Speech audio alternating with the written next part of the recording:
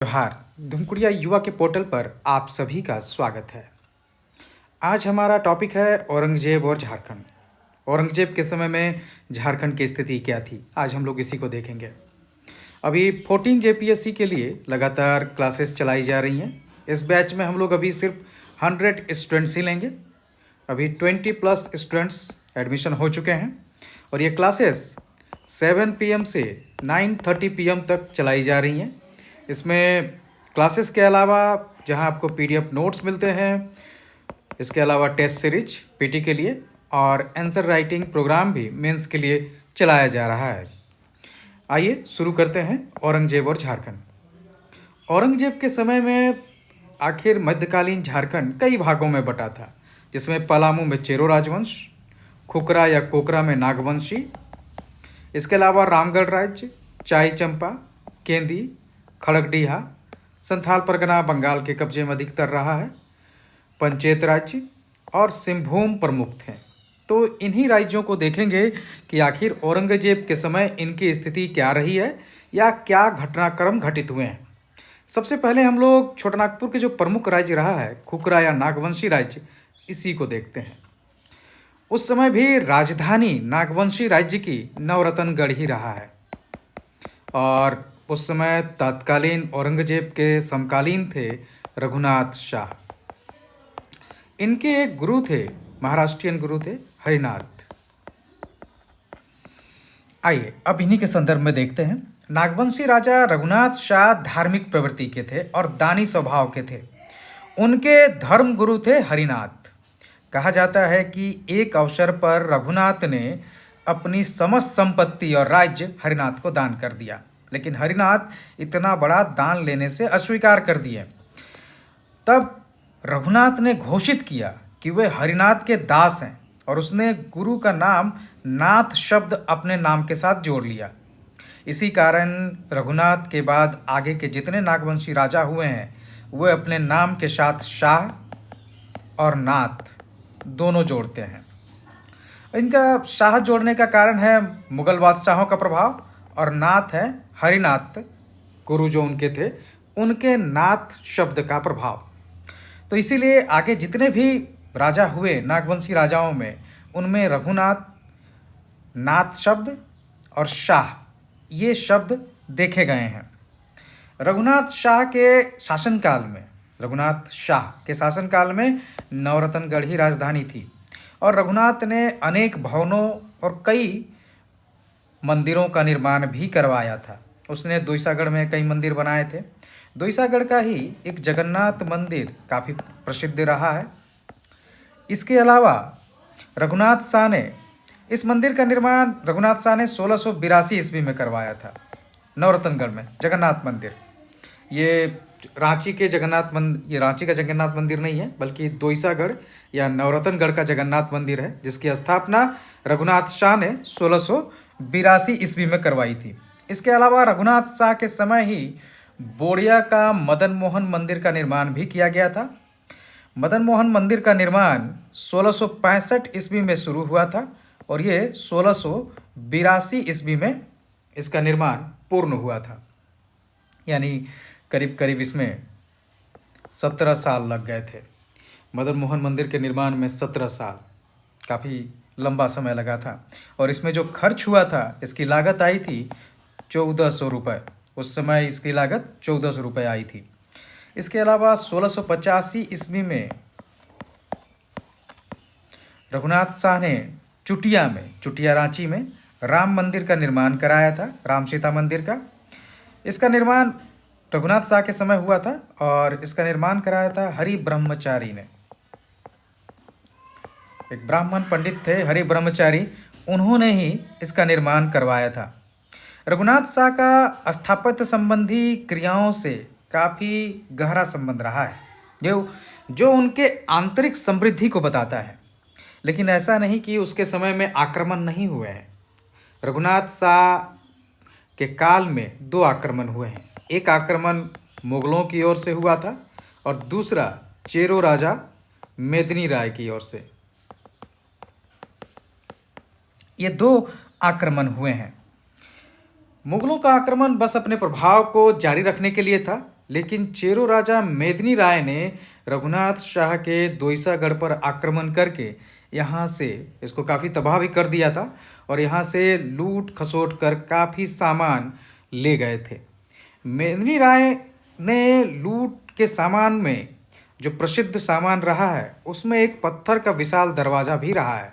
पत्थर का विशाल दरवाज़ा जो मेदिनी राय ने अपने नए किले में लगाया, इसको नागपुरी दरवाज़ा के नाम से जाना जाता है। मेदिनी राय ने एक विशाल दरवाज़ा दोईसागढ़ से लेकर गए थे लूट के सामान के साथ में, और इसको उसने अपने नए किले में लगवाया था। और इसको नए किले में लगवाने के बाद इसको ये दरवाज़ा नागपुरी दरवाज़ा के रूप में विख्यात रहा। रघुनाथ शाह के बाद में शासनकाल आता है नागवंशी राजाओं में राम शाह का, रामनाथ शाह या राम शाह। राम शाह काफ़ी शक्तिशाली राजा था। इसने 1690 से लेकर 1715 ईस्वी तक शासन किया था। नागवंशी राज्य के कुछ अंश उस समय उड़ीसा के भाग में भी थे। अगर हम लोग राम शाह की बात करें तो नाग वंशावली के अनुसार नागेश्वर नामक किसी राजा ने राम शाह के शासन में कोकरा पर आक्रमण किया था। नागेश्वर, इसने खुकरा अर्थात दोईसागढ़ पर आक्रमण किया था। इसके अलावा राम शाह ने स्वयं भी पलामू पर आक्रमण किया। इसने पलामू पर आक्रमण किया था। इसने सिंहभूम पर भी आक्रमण किया था और सिंहभूम की जो राजधानी थी जयंतगढ़, उसको तबाह कर दिया था। बाद में दोनों राजाओं के बीच संधि हुई। राम शाह की दो बहनों का विवाह सिंह राजा जगन्नाथ सिंह के साथ हो गया था और इसी समय से सिंहभूम का सिंह राज्य पोरहाट के नाम से जाने जाने लगा था। जयंतगढ़ से राजधानी, उसके बाद पोरहाट, और इसी कारण जो है इसके बाद में सिंहभूम राज्य पोरहाट के नाम से जाना जाने लगा था। तो ये नागवंशी राजाओं का काल था औरंगजेब के समय में। अब आते हैं चेरो राजवंश, जिसके उस समय चेरो पलामू में काबिज थे और औरंगजेब के समय के समकालीन राजा थे मेदिनी राय। मेदिनी राय काफ़ी न्यायप्रिय राजा थे और अपने न्यायप्रियता, दयालुता, इन सब के लिए जाने जाते हैं। चेरो अपनी परंपरागत मुगल विरोधी नीति के लिए लगातार संघर्ष करते रहे। मेदिनी राय के समय में जिस तरह से औरंगजेब के शासन का प्रभाव पलामू में घट गया था और आंतरिक मुगल उथल पुथल के कारण में मेदिनी राय ने स्वयं को स्वतंत्र कर लिया था। मेदिनी राय का ये भी मानना था कि जंगल और पहाड़ों में मुगल कहाँ आ पाएंगे। इस कारण से उन्होंने मुगलों से अपने आप को स्वतंत्र कर लिया और जो खराज भेजते थे वो खराज भेजना बंद कर दिया। लेकिन इससे औरंगजेब काफ़ी क्रोधित था। उसने दाऊद खां को मेदिनी राय पर फिर से कब्जा करने के लिए भेजा और इस आक्रमण में नागवंशी राजा भी साथ थे। नागवंशी राजा को उस समय बाकायदा एक उपाधि के तौर पर जाना जाता था, जमींदार खान अलमाश, अर्थात हीरो के खान का मालिक के रूप में नागवंशी राजा को जाना जाता था। तो रघुनाथ शाह उस समय नागवंशी राजा थे। ये मेदिनी राय के खिलाफ जो आक्रमण हुआ था दाऊद खां के द्वारा, उस आक्रमण में ये भी शामिल थे और उसके शामिल होने का कारण भी रहा है क्योंकि रघुनाथ शाह के समय मेदिनी राय ने आक्रमण कर रघुनाथ शाह को हराकर नागपुरी दरवाजा और कई लूट के सामान ले गए थे। तो रघुनाथ शाह मेदिनी राय से काफ़ी खिन्न भी था और मुगल प्रभाव के कारण भी रघुनाथ शाह मुगलों से किसी तरह की दुश्मनी लेना नहीं चाहते थे। तो दाऊद खां के अभियान में मेदिनी राय के खिलाफ रघुनाथ शाह भी शामिल हो गए। जब दाऊद खां आगे बढ़ने लगे और ये कुंडा पहुंचने के बाद में यहाँ के जो स्थानीय प्रशासक थे चुन राय, उनको ज़बरदस्ती इस्लाम धर्म स्वीकार करा दिया गया। इससे चेरो शासक काफ़ी क्रोधित थे। मेदिनी राय के इशारे पर चुन राय ने भाई सुरवर राय, चुन राय ने इस्लाम धर्म अपना लिया था, तो इसके भाई सुरवर राय ने 15 दिनों के भीतर इसकी हत्या कर दी। इसी के भाई ने मेदिनी राय के कहने पर दाऊद खां आगे बढ़ता गया। वो पलामू किले के नज़दीक पहुंच गया। नए किले में कीमती सामान और महिलाओं को निकालकर, बच्चों को निकालकर चेरो राजा मेदिनी राय ने जंगल में भेज दिया। लेकिन पलामू किला जिसका निर्माण मेदिनी राय ने कराया था, उस किले पर जितना भरोसा मेदिनी राय को था वो टिक नहीं पाया। जल्द ही किले की दीवार टूट गई और मेदिनी राय को अंततः झुकना पड़ा। वो भागकर मेदिनी राय को सुरगुजा में शरण लेनी पड़ी। ये घटना 1660 का है। 1660 में ही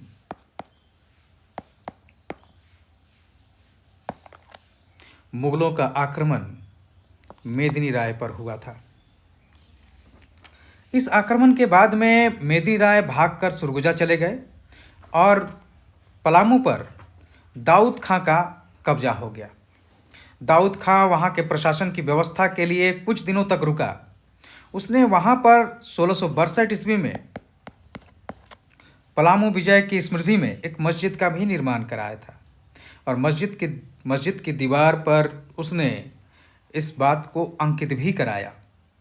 विजित प्रदेशों की समुचित प्रशासकीय व्यवस्था करने के बाद दाऊद खां पटना लौट गया।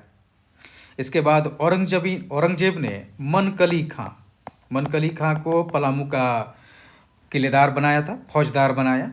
लेकिन जल्द ही मनकली खां का भी स्थानांतरण हो जाता है और पलामू बिल्कुल अनाथ हो जाता है।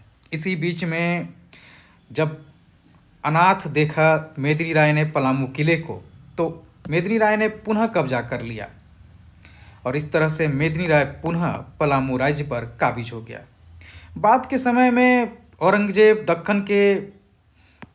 दक्खन चले जाने के कारण और दक्खन पर अधिक ध्यान देने के कारण वो पलामू पर अपना ध्यान नहीं दे पाया। इस तरह से पलामू पर मेदिनी राय पुनर्स्थापित हो गए। औरंगजेब ने इस क्षेत्र में रुचि लेना बंद कर दिया था। पलामू पर मुगलों की नाम मात्र का ही संप्रभुता बना रहा। आइए अब इसके देखते हैं हम लोग अन्य राज्यों को। ये पलामू पे हमारा कहानी खत्म हो चुका है, इसका इतिहास। अब देखते हैं हजारीबाग, सिंहभूम, मानभूम, इन जिलों में क्या स्थिति थी। अगर उस समय की बात करें तो हजारीबाग क्षेत्र में उस समय 5 प्रमुख राज्य थे। कुंडा, उसके बाद रामगढ़, केंदी, यहीं पर कुंडा भी था।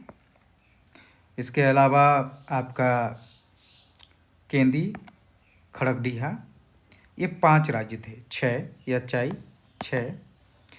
ये 5 राज्य थे। अगर इसमें बात करें कुंडा राज्य वर्तमान हजारीबाग क्षेत्र में था ये, और कुंडा राज्य वर्तमान हंटरगंज से दक्षिण की ओर था। हंटरगंज से, और कहा जाता है कि औरंगजेब के एक पदाधिकारी राम सिंह ने, औरंगजेब का ही एक पदाधिकारी था राम सिंह, उसने कुंडा राज्य की स्थापना की थी।